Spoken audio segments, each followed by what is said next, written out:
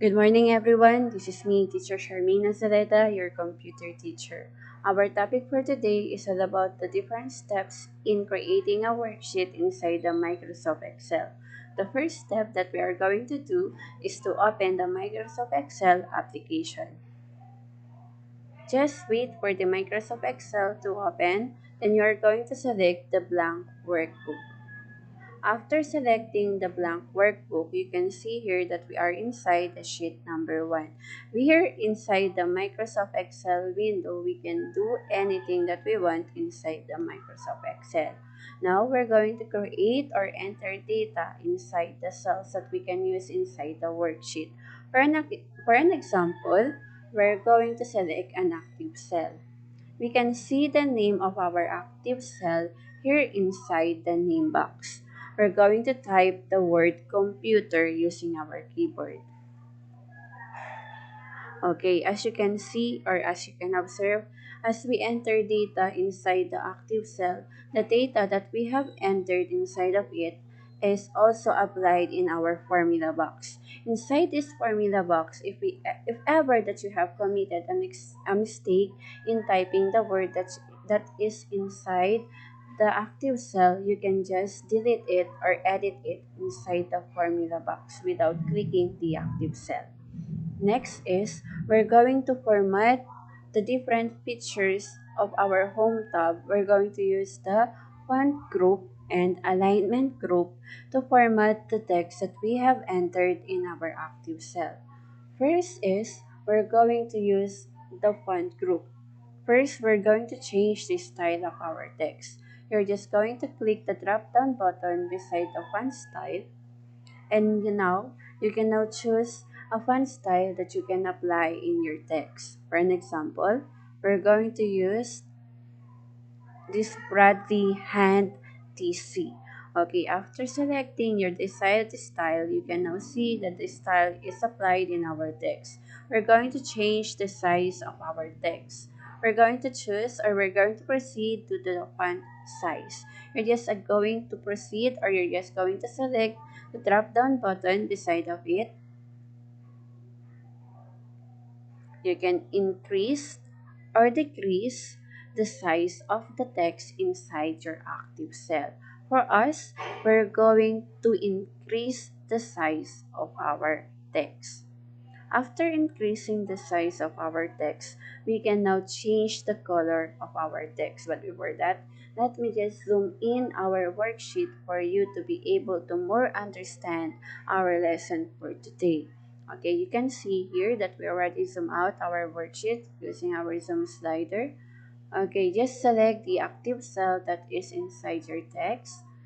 Now we're going to change the color of our text. We are going to choose a darker color for our text. We're going to choose gold accent. Okay, after applying a color, we can emphasize the text inside our cell using the bold command. You're just going to select the bold command, then your text will be emphasized. If you want to apply the italicized command, you can apply it using or selecting the italic command. If you want to put an underline on the word that is inside your cell, you can even apply an underline command. After applying the different commands that we can see here inside our font group, we can now proceed to the alignment group of our home tab. In selecting the different alignment group in our home tab, we can see the different 6 commands that we can apply inside our cell. The first command or the first alignment command that we can use is the left align. The left align alignment is used to align your text at the left corner of your cell, while the alignment center is used to align the text at the center. The right align command is used to align the text at the right center, and the top align will be used to align your text at the top corner of your cell. Your center align will be used to align your text at the center area of your cell. And lastly, the bottom align will be used to align your text at the bottom of your cell. Now, as you can see, our text reach the column A, B, and C, which is not applicable in our cell. We're going to resize the size of our column A for it to be able to be accepted by our worksheet.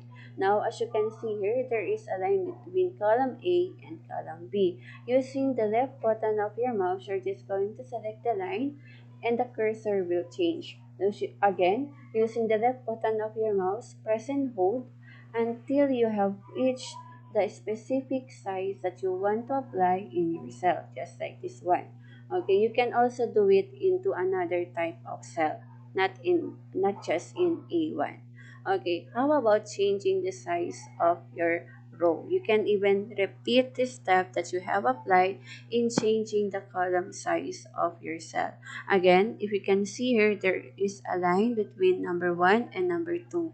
You're just going to select the specific line, the cursor already changed. Then using the left button of your mouse, you're going to go to the down direction. You're just going to really drag the cursor.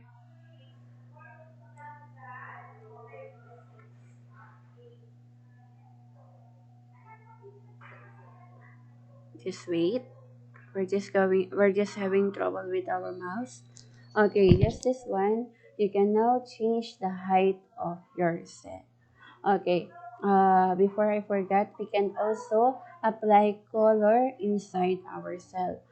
We're just going to select the font color or fill color command under our font group.